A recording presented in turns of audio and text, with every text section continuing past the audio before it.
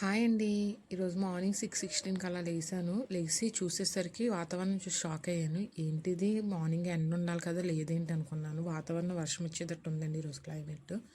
ఇక్కడికి వచ్చేసి క్యారెట్లు అవి కడిగి పెట్టుకున్నాను. ఏ క్యారెట్ హల్వా చేస్తాను అని అనుకోకండి.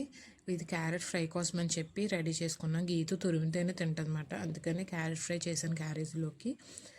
అలాగే రైస్ కూడా కుక్ చేశాను.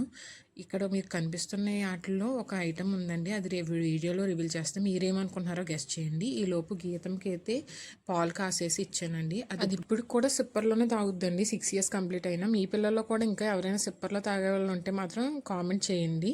ఈ అలవాటు ఎలా మానిపించాలో మాత్రం తెలియట్లేదు. క్యారేజింగ్ బాక్స్ అద్దేస్తున్నానండి. రైస్ ఇవన్నీ కర్రీ పెట్టేసి టిఫిన్కి ఏమో ఇడ్లీ అండ్ పల్లీ చట్నీ చేశాను. ఇంకా దానికి స్కూల్కి టైం అయిపోతుందని ఆటో కోసం వెయిట్ చేస్తుంది అనమాట.